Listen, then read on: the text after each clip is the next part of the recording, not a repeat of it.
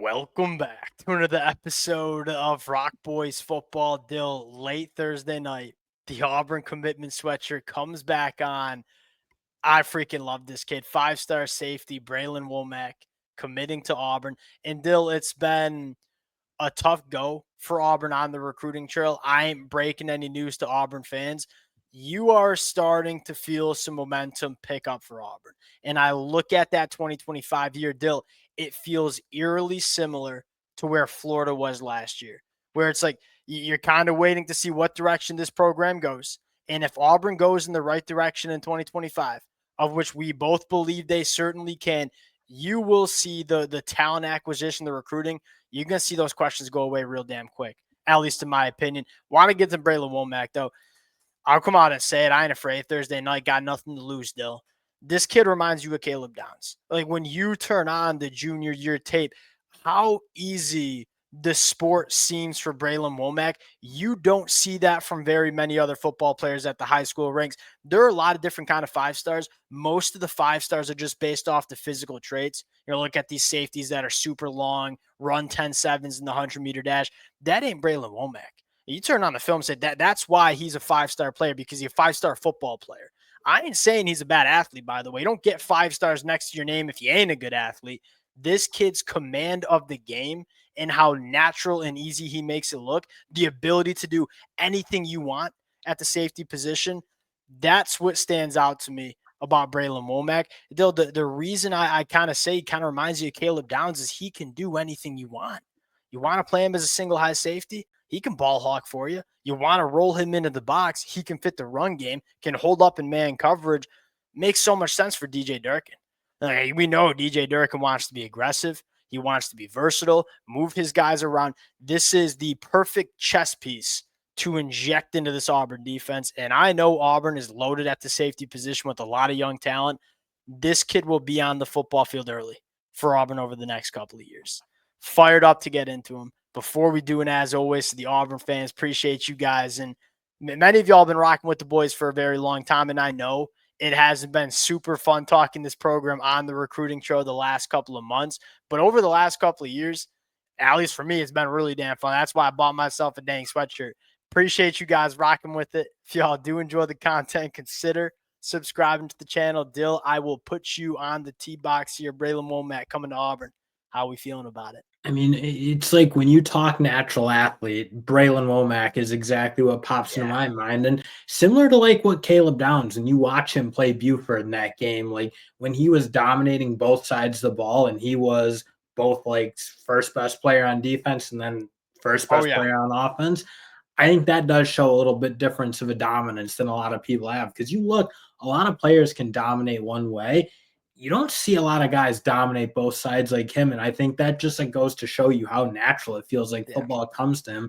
Because again, it's not just defense; he can do everything. He can do everything on offense, and it's just like a Yeah, uniquely. and it's not like he's gonna play two ways, but you're kind of right by describing it's like the it factor. Whatever he's doing on the football field, he's in command, he's in control. That's what makes you love Bralan Womack. And Dill, we talk about it all the time. What's flying under the radar is what Auburn is doing on the recruiting trail, especially when it comes to collecting defensive talent. I mean, everybody wants to talk about Hugh Freeze and the quarterbacks, the wide receivers they've recruited.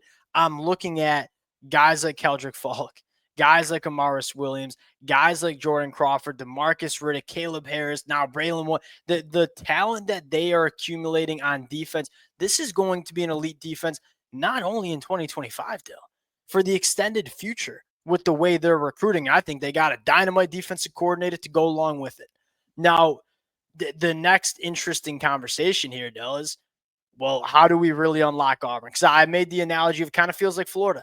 Like, I think a lot of these kids at the high school ranks are trying to wait and be patient and figure out what direction Auburn is going to go as a program. Because, Dill, it feels like this is the tipping point. We're either going to go out and win 9-10 football games, or Hugh Freeze going to be on the hot seat. When you look at Auburn's 2025 schedule and you look at the roster, how do you see this schedule playing out? And Dill, here's what I'll ask you actually. How many teams on this Auburn schedule are more talented than Auburn going into 2025? Because to me, they ain't that many. I mean, the only team that probably is right now is Georgia, and then maybe Alabama. Yeah.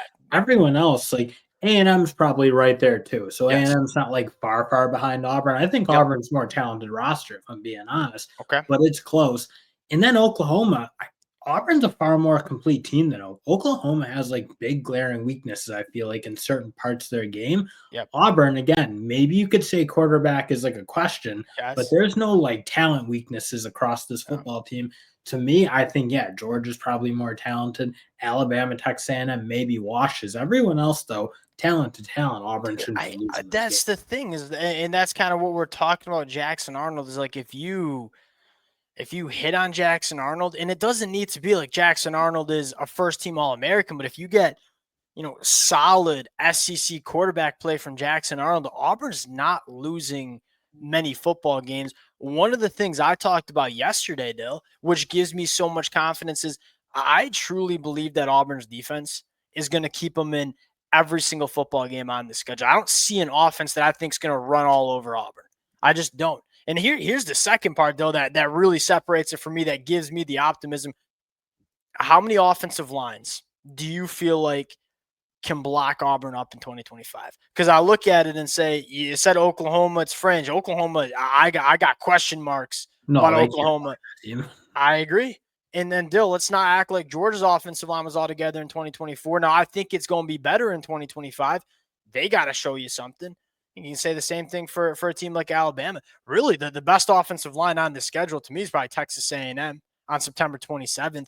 That's another thing that I think is pushing Auburn in the right direction here. Is I just don't see many offensive lines that can deal with Keldrick Falk and Kieran Crawford and Amaris Williams and Malik Blockton, who is seemingly taking a step. That's what fires me up if I'm an Auburn fan, because the offensive lines in the SEC this year, they leave a lot to be not a lot to be desired. They got a lot No, of they question definitely marks. did. You don't have the LSUs and the Yeah. vintage Georgias or vintage like Yep. you don't have those offensive lines that just feel like they're littered with like first round talent that are going to dominate. Yeah, I think that's very fair to say. The more I look at it, it's like you look at the first 6 games and say, it's front loaded, right? Can you go 4-2 in the first 6? It's a lot to ask, because you're going on the road to Baylor, on the road to Oklahoma, and on the road to Texas A&M. Then you play Georgia. Like, those are 4 very, very difficult football games. If you can go 2-2, But let's be perfectly frank. If if it's going to work out for Hugh Freeze, Baylor and Missouri should not be games that we have circled in purple. And I think as of right now, you kind of have to, because like Yeah, the way Hugh Freeze's teams have been playing has sure. been wildly Yep. inconsistent, and they're in games with teams like Arkansas and teams that they're far more talented than. But talent to talent, Baylor and Missouri don't have anything close to what Auburn has. So frankly, if it's going to work, those games can't be. Those have to be green at the end of the day. Yeah, I just look at it and say, if Auburn can get off to a hot start and just play some good football in September, the back half opens up. And what does this Auburn football team look like with some momentum? Because they've never really had momentum on the football field, right? What if they build that in September? Like, this team becomes extremely dangerous in the back half of October, going into November, because the schedule, it lightens up in a big way. Like, there's a reason all those games are highlighted in green in October and November. What do you think? Like looking at this, what's your expectation if you're an Auburn fan? Because I kind of have mine, but like I kind of want to know what yours is. It's 9-3, Dill. Like, Same. it's just what I know I'm gonna get called crazy, but it's kind of how my brain works. I just kind of You're evaluate the losing too talent, many man. fringe games. You can't basically lose every fringe game. And if you go 8-4, that means you pretty much didn't win Yeah. one game that you were not Look, maybe supposed to win. 8-4, I would consider a disappointment, because I know the roster's better than that. I don't know if I'd be yelling to the streets about Hugh Freeze on the hot seat for 8-4. I'd be disappointed. I don't know if I'm getting on the hot seat. I think that's a fair way 7-5, to the put it, hot because this 8-4 is season not a failure. That's for sure. With this schedule, it's not a failure. But you're right. I mean, that underwhelms. to me, again, it's kind of like you said. Like you're just not winning enough games, enough of those big games that Hugh Freeze is going to need to be able to win at some point. Agreed. And that's kind of the take on it on. You can't win these games with the roster you've been allowed to accumulate the last couple of years. What makes me think you're going to start winning games in 2026?